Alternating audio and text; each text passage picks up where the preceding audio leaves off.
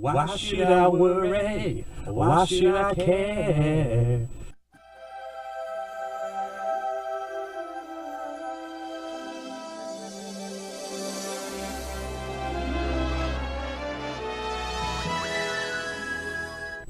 Alright, so Oliver and Company. Right off the top, man, the music in this thing, I gotta admit, in my opinion, it's pretty good. It kind of harkens back to, kind of preludes what we're going to get in the Disney Renaissance, because this is the last movie in, like, Schlump #1, okay? Little Mermaid's like the big kickoff to the Disney Renaissance, and I think they're kind of preluding to what we're going to get in music-wise. But, okay, what's this movie about if you haven't known? And I wouldn't blame you if you didn't know this, because Disney's kind of like shoving it down. This is not that great of a movie, but it's pretty much Oliver Twist in dogs and cats and animal type things. You don't get that famous line, "Please, I want some more." More? You don't get that. I don't know why they didn't get that, but you don't get that. So Oliver is an orange kitten, and he's an orphan.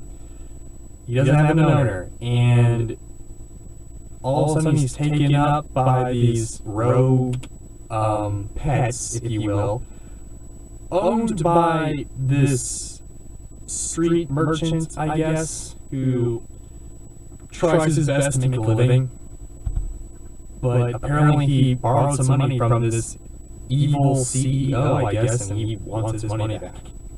So they go around trying to raise the money, trying to get food and all that. Then all of a sudden, Oliver's whisked away by this rich little girl and likes it there and doesn't want to leave. But then he's betraying his friends, and there's all that. And then in the climax, he has to make a choice, and he chooses the girl, but his friends still kind of like him, I guess. And yeah, that's kind of a very skimmed summary, version of the summary, and all that.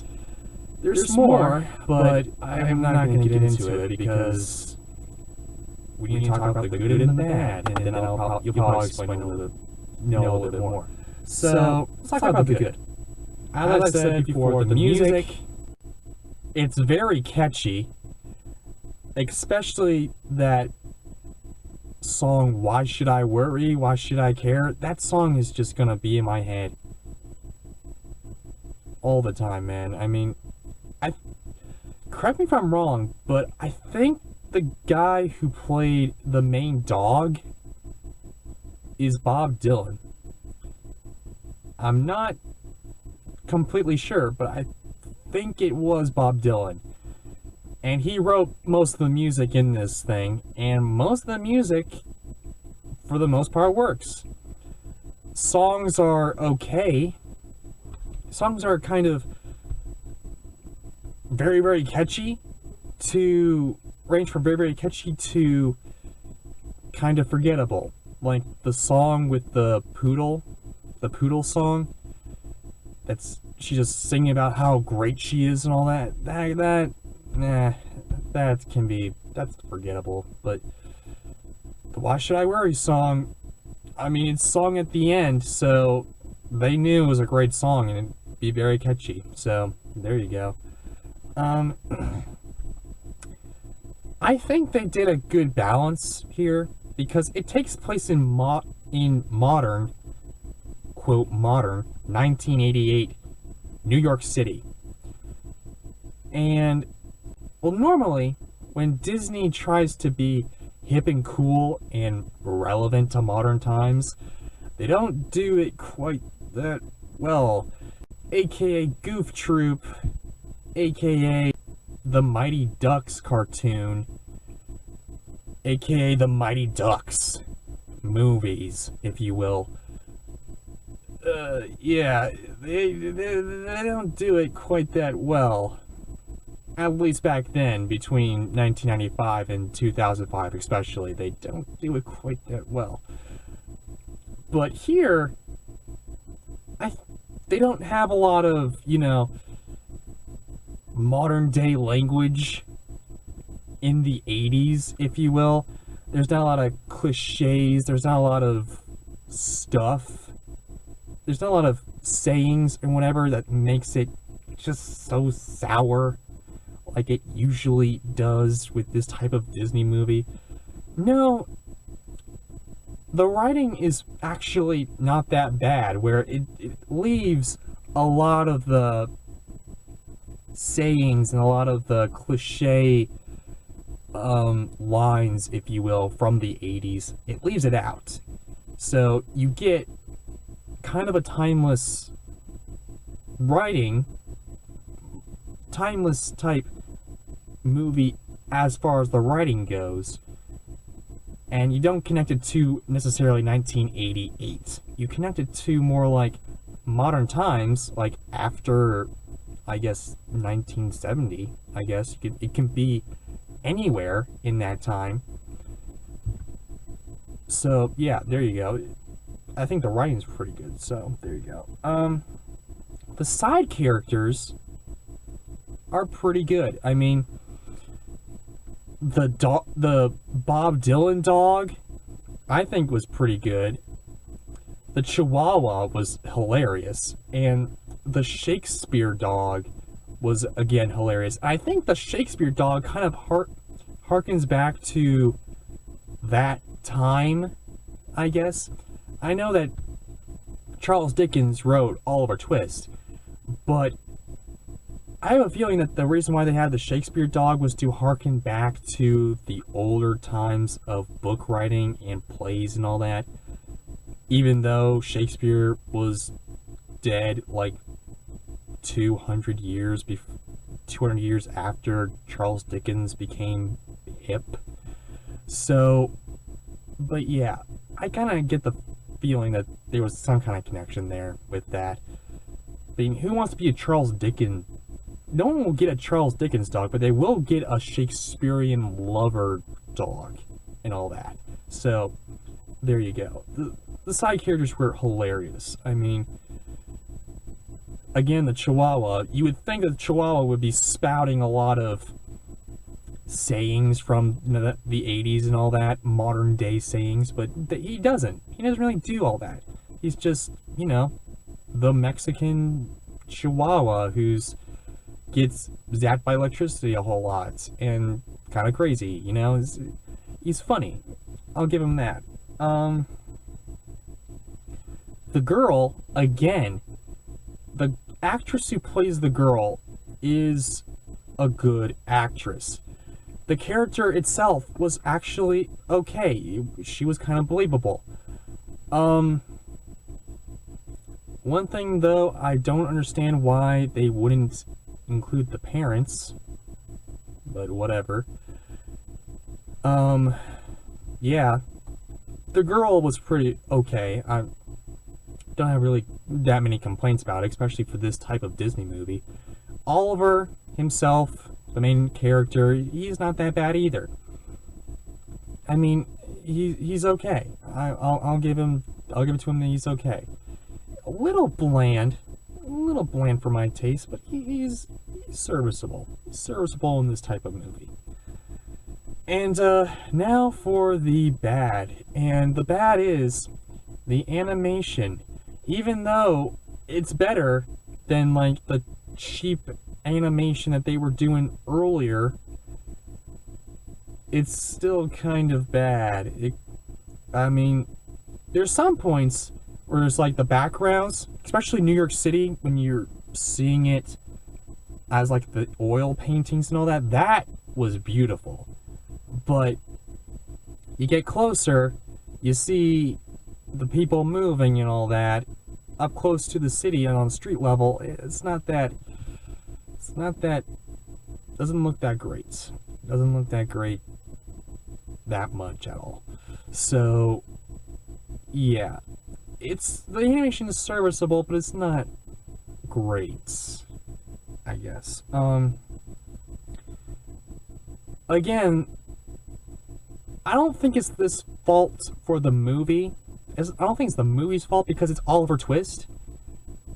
But this type of story has been around for years and years. Even before Oliver and Company, there was a lot of stories that was based around this type of story.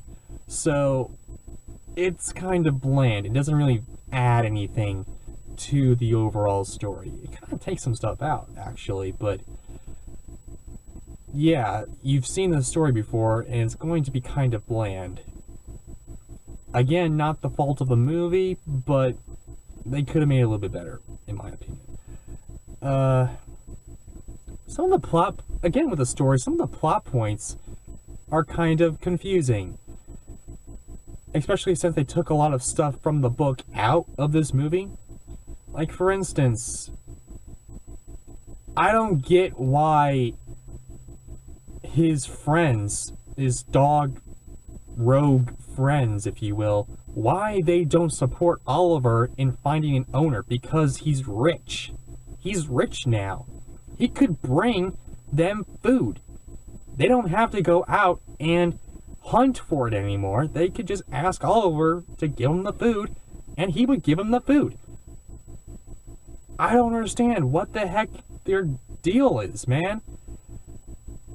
That kind of angers me, actually, because Oliver is rich now, he's making life easier for them.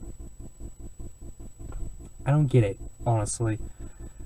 There's also this plot point where at the end she has a birthday party, and the only people that she invited, two guys, her butler, and the homeless guy who owns all the other pets. Really? Is the homeless guy her only friend? I don't get that. Why is he the only guy there? That's kind of a pervert type move right there. No, that shouldn't fly. That shouldn't fly at all. Even the butler, I was expecting the butler to be like, oh well, you see, that's probably not a great idea to bring the homeless guy. Why don't you invite some more of your little children friends, you know? Why wouldn't she invite more kids her age, you know? You just see at her party the animals, the butler guy, and the homeless guy. That's it. I mean, that's it. That's kind of weird. Not even her parents showed up. That's kind of weird. Apparently the girl dog, I forget her name, but the girl dog, her voice changes when she's about to sing. When she's just talking, she's voiced by a totally different person who sings for her, and you can tell. That took me out of it, honestly. That was really cheap, really crappy. I don't understand why they did it. They could have done a little bit better, in my opinion, but there you go. I mean, oh, there was something else. Oh yeah, apparently the villain dies from being run over by a subway train. So in memoriam, the evil guy.